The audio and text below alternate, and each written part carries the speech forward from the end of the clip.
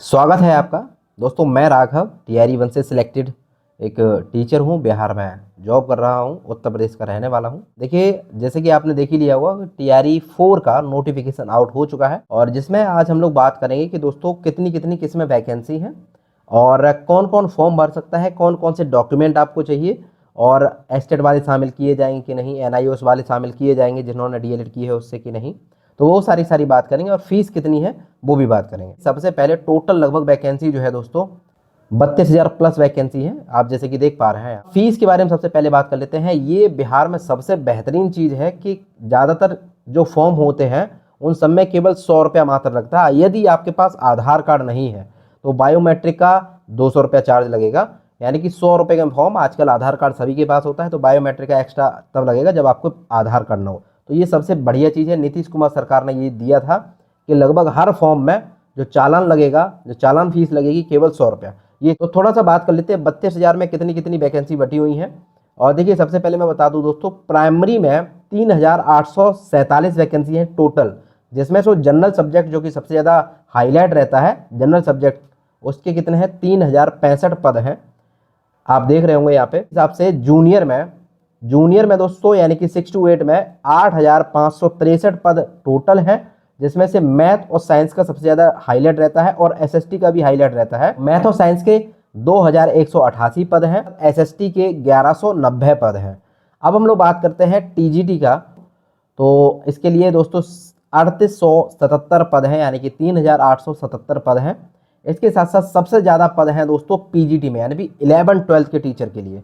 तो 11-12 में आपकी बार अच्छी खासी वैकेंसी आई है, 16,101 वैकेंसी है। बाकी आप डिटेल तरीके से जो भी आपका सब्जेक्ट हो वो आप देख लीजिएगा, मैं लगा दूंगा अपने टेलीग्राम चैनल का लिंक, इसी में मिल जाएगा, उसको ज्वाइन कर लीजिएगा।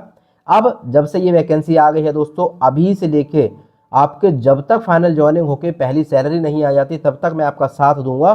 क्या डॉक्यूमेंट वेरिफिकेशन कराना है, कैसे हम क्वालिफाई आप कर लीजिए, बाकी मेरे ऊपर छोड़ दीजिए। मेरे थ्रू बहुत सारे लोग जो है डीवी वगैरह करा चुके हैं, जो भी मैंने बताया कि ये डॉक्यूमेंट लगता है, जो कि प्रॉब्लम ना हो आपको। प्रोविजनल भी जो है पास ना किया जाए, एक बार में ही फुल पास कर दिया जाए, जिससे कि डायरेक्ट आप जो है अपनी ज्वाइनिंग पे पहुँचे। अब सबसे पहले बात करते हैं कि दोस्तों एस्टेट वाले क्या एलिजिबल होंगे या नहीं, जो अभी आया है, अभी जिसके फॉर्म चल रहे हैं।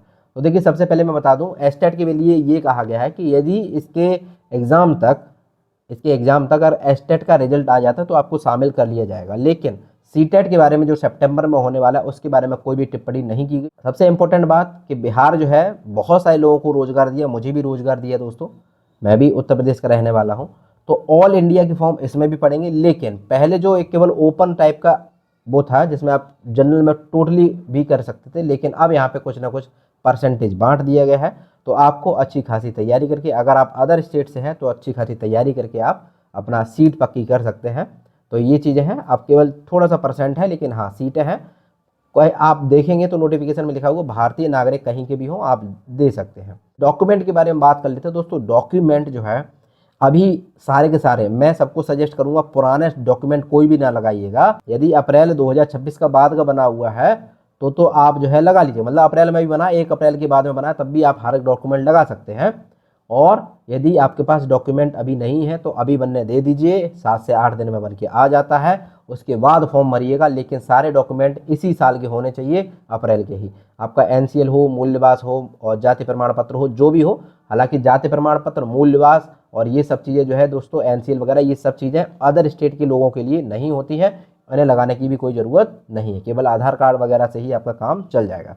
तो बाकी याद रखिएगा, डॉक्यूमेंट में कोई भी अक्षर जो है आपके नाम का, चाहे पिताजी का, चाहे मम्मी का, सभी का सेम होना चाहिए हर जगह। 10th की मार्कशीट के अकॉर्डिंग, 10th की मार्कशीट को ही बेस माना जाता है, आधार कार्ड को नहीं बेस माना जाता है, 10th की मार्कशीट को बेस माना जाता है। उसी के अकॉर्डिंग आप अपने सारे डॉक्यूमेंट बनवाएंगे।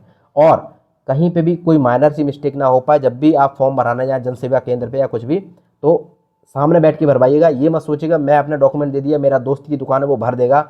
याद रखिएगा, ऐसे बहुत सारे केसेस आए थे मेरे सामने जब मैं डीवी के लिए था, कि किसी के डॉक्यूमेंट किसी के प्रोफाइल में अपडेट कर दिया। 2 बहनें का था डॉक्यूमेंट, उन्होंने एक बहन, छोटी बहन का बड़ी में लगा दिया, बड़ी बहन का छोटी में लगा दिया। तो ऐसे बहुत सारे प्रॉब्लम्स आपको भी देखने को मिल सकते हैं जब फाइनल सिलेक्शन हो जाता है। लेकिन डीवी में आपको छांट दिया जाता है केवल माइनर सी मिस्टेक को। और डीओ भी देख लीजिएगा, डीओ भी क्या आपके डॉक्यूमेंट में सही लिखी हुई है, जो भी आपके 10th की मार्कशीट पे है, आधार कार्ड पे, सब कुछ सेम देख लीजिएगा। अभी यदि नहीं है तो सारा का सारा करेक्शन करा लीजिए। और मेरा सजेशन ये है कि ज़्यादा नहीं 60-70-80 रुपया पर डॉक्यूमेंट लगता है, तो 200-250 रुपया खर्च करिए और सारे डॉक्यूमेंट को अपडेट करा लीजिए, यानी कि नए बनवा लीजिए। एक चीज़, एक इंपॉर्टेंट जानकारी और है दोस्तों, टीआरई 2 टीआरई 3 यानी टीआरई 1 से मैं ही आया हूँ।